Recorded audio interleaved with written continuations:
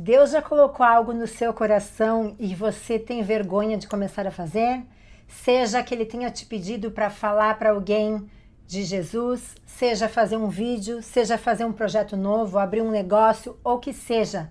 Mas você, no fundo, tem vergonha de que pessoas conhecidas vão te descobrir, ou pessoas conhecidas ou da família vão falar algo, ou vão dar risada, ou vão criticar. Pois é, essa palavra eu venho trazer para vocês, algo que Deus falou comigo semana passada sobre isso e eu gostaria de compartilhar com vocês. Foi algo bastante, para mim, foi bastante impactante. Amém? Bem-vindos, meu nome é Carol e nós vamos falar hoje então sobre como vencer a vergonha. Amém? Então, amados, semana passada eu estava caminhando e eu estava escutando um pastor falar, e aí quando ele mencionou um versículo bíblico que está em Hebreus 12, do versículo 2 em diante, ele falou o versículo e teve a palavra que me chamou a atenção, vergonha. E no momento eu parei, eu disse, peraí, vou olhar esse versículo. E fui, quando eu cheguei em casa, eu fui ler o versículo, meditei sobre o versículo e olha, foi algo assim impactante o que o Senhor me falou em relação a isso. Amados, eu lhes recomendo, eu não tenho, olha, nem como dizer o que a palavra de Deus ela é importante para nós.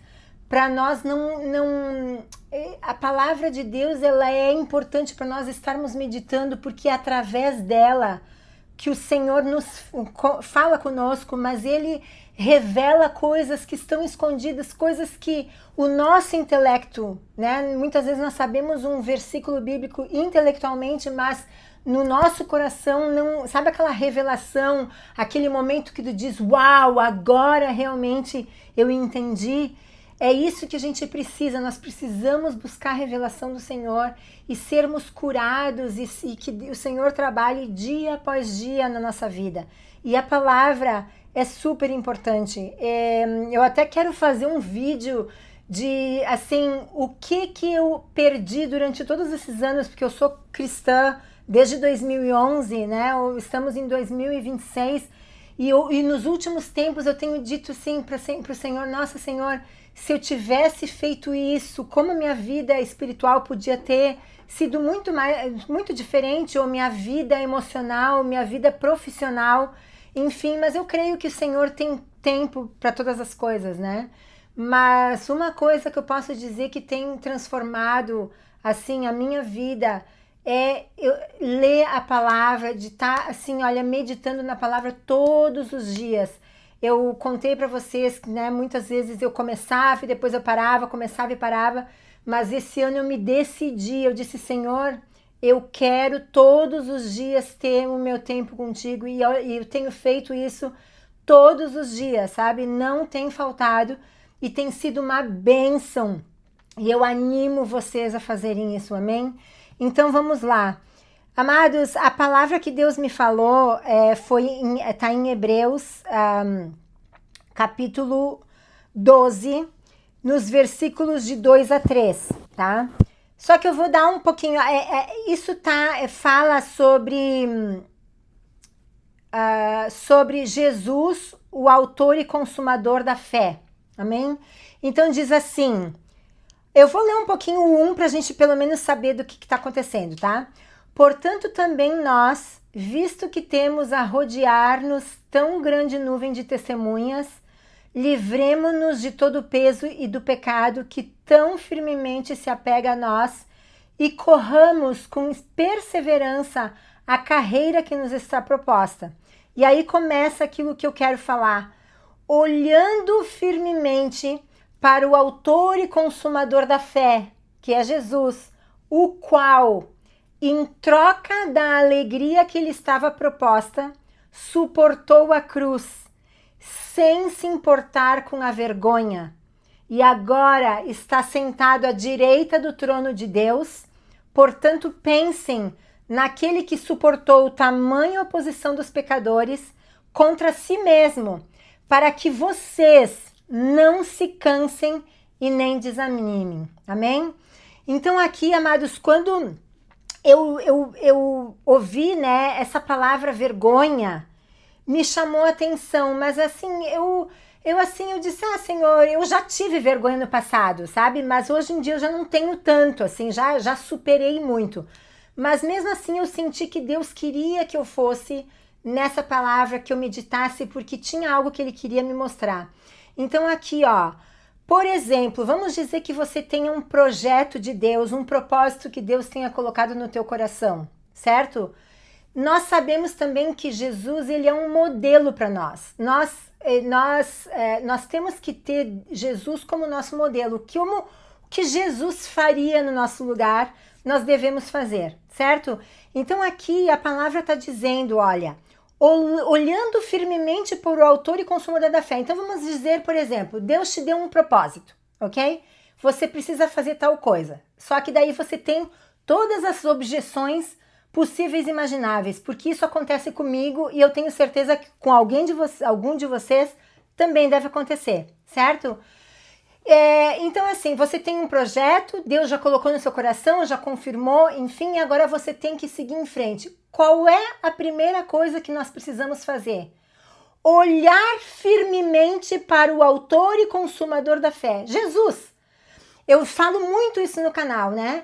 Nós temos que nos focar em Jesus, colocar os nossos olhos para Jesus e não para circunstâncias, certo? Primeiro ponto, tá? Segundo ponto, o que Jesus fez? Em troca da alegria que lhe estava proposta, suportou a cruz. Então assim, ó, Jesus sabia que a cruz era algo muito difícil para fazer, certo? Horrível, né? Qual é a nossa situação? Nós temos um projeto e nós sabemos, ou nós temos medos, insegurança, perfeccionismo, vergonha, é algo difícil para nós. Então Jesus tinha a cruz, né? Ele ia suportar a cruz, ele sabia que era algo difícil, só que ele, em troca da alegria que lhe estava proposta, então quer dizer, ele sabia que ia ser difícil, mas ao mesmo tempo ele sabia que depois que ele tivesse passado a cruz, ia ser só alegria, né? A palavra de Deus fala que a mulher, quando ela tá para parir, ela começa a sentir todas as dores do parto, são horríveis, né? Quem teve filho sabe como é que é. Mas depois que ela tem o filho, ela não consegue se segurar de tanta alegria. Então assim, ó, você tem um projeto de Deus, você sabe que é difícil, mas você sabe que no fundo Deus tem algo muito melhor para você, porque Deus não vai te pedir para fazer algo que seja ruim para ti, muito pelo contrário, vai te trazer tremenda alegria.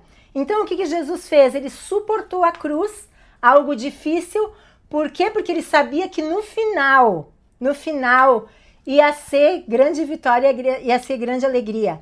E qual é o próximo passo? Sem se importar com a vergonha. Quer dizer, Jesus, ele não se importou com a vergonha. Quantas pessoas, eu creio, que estavam lá dizendo, olha aquele ali, aquele coitado, olha aquele ali que dizia, né, que ia levantar o templo no terceiro dia, olha aquele ali que se dizia o enviado de Deus, ou o Messias, olha aquele ali, Devia ter pessoas e pessoas rindo da cara de Jesus, tirando sarro, mas o que ele fez, gente? Sem se importar com a vergonha, por quê? Porque ele sabia, no fundo ele sabia, ok, vocês estão rindo agora, mas depois vocês vão se maravilhar com as maravilhas que Deus vai fazer. Então ele, sem se importar com a vergonha, que é o que a gente precisa fazer. Deus nos deu um propósito, o que a gente vai fazer? A gente não vai se importar, porque muitos familiares, muitos amigos vão rir de nós.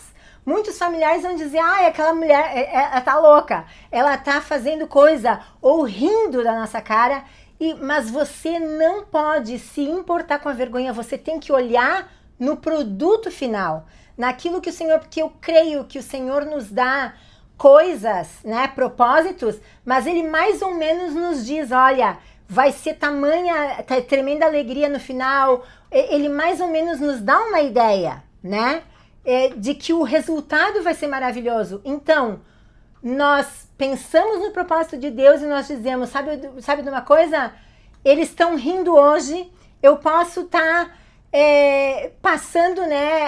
As pessoas podem estar se burlando de mim, mas no final elas vão me aplaudir, porque elas vão ver, nossa, realmente ela fez, ela lutou, ela escutou de Deus, venceu, e olha aí, tamanha alegria, né? Que as pessoas vão ver o produto final, né? Daquilo que Deus está nos propondo. E olha só, sem se importar com a vergonha, e agora está sentado à direita do trono de Deus, quer dizer, o lugar mais poderoso do mundo, ele está sentado à direita, quer dizer, ele suportou a cruz, ele comprou, né, a nós por alto preço, quer dizer, foi tremenda vitória, e no final ainda ele foi glorificado, quer dizer, ele mora, né, ele está sentado à direita, né, do trono de Deus, quer dizer, mais glória ainda, né,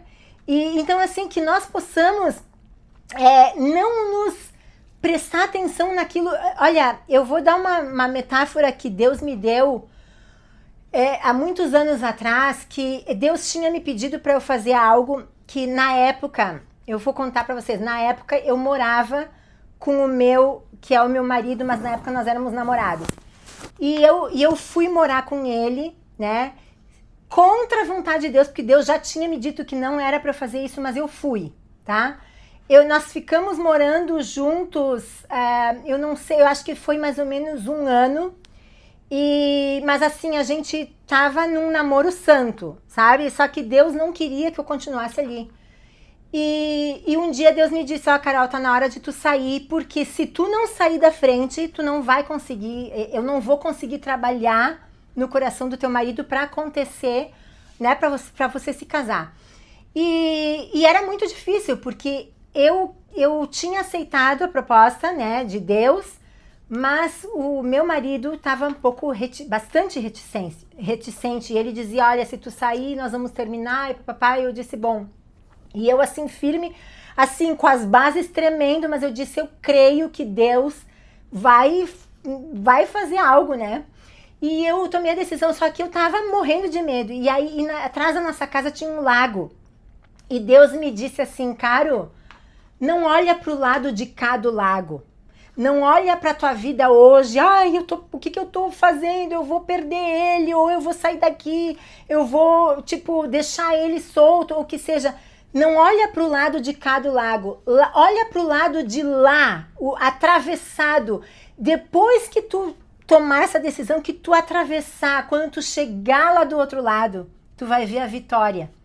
Não olha, e o que eu trago hoje para nós aqui?